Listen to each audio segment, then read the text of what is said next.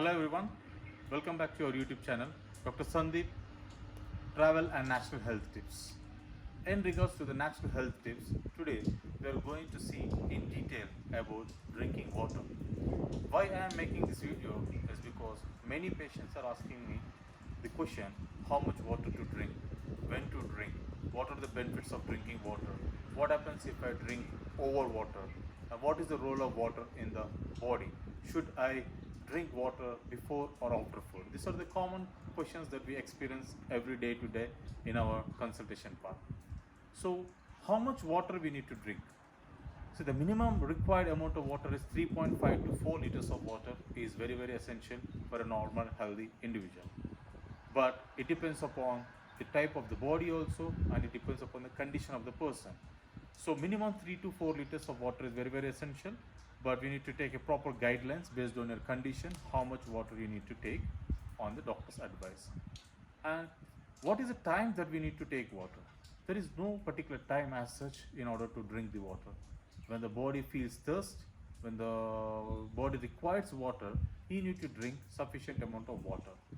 And keeping this in mind, most of the people, they just load the water in the body, like thinking that drinking more water may give more benefits to the body. Absolutely no. Overload of the water on the body also gives a lot of side effects on the kidneys. The overload on the kidneys lead to multiple conditions. Okay, so minimum required water need to be taken at a moderate way. It should not overload the body at a stretch. I always explain this concept of watering a plant. Okay, if you have a pot where you have a small plant, so if you are planting the watering the plant daily, at regular intervals of time, the plant will absorb the water and there will be a growth in the plant.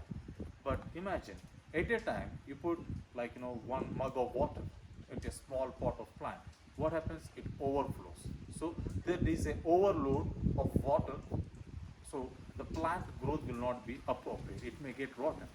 The same way, overload of water into the body leads to excessive load on the kidneys, and the kidneys cannot filter that amount of water, right? I mean, at this time, overload of the water. So the sensible way of hydrating the body gradually throughout the day is very important. You should give the body to absorb the water into the system, right? And another common question, like, should I drink water before, during, or after the food? The body, when you are going for eating your food, when you're eating the food, the body produces some enzymes and acids to break down the food, the complex food, to the small molecules of the food. And when you're hunger, the body is secreting some acid.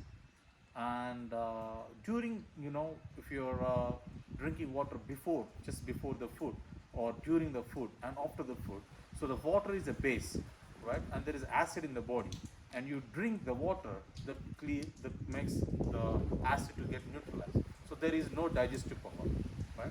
So you should not drink just before eating the food and during the food and immediately after the food. At least half an hour to 45 minutes of gap should be there before and after the food. And very commonly people will ask, what happens when I am eating the food? When you eat the food, try to avoid the water as much as you can. But if it is necessary that you need to sip couple of sips of water, that is absolutely fine, so that the food will go properly into the digestive system. If not, you may feel like regurgitation, and also you may get any kind of obstructions while you're eating the food. So little amount of water while eating the food is okay, but if you avoid, is absolutely fine, right? And what is the role of the water? See, 70% of the planet is with water. 70 to 75% of our body is with water. So the blood also needs water, and the circulatory system needs water.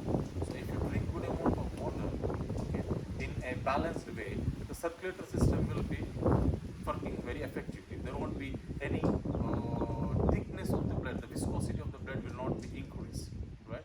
And the water eliminates the end products, the toxins out of the body, right? You should understand, the skin is the largest organ. It will eliminate the toxins through the skin in the form of sweat, and the kidneys are the important organ to eliminate the end products out of the body.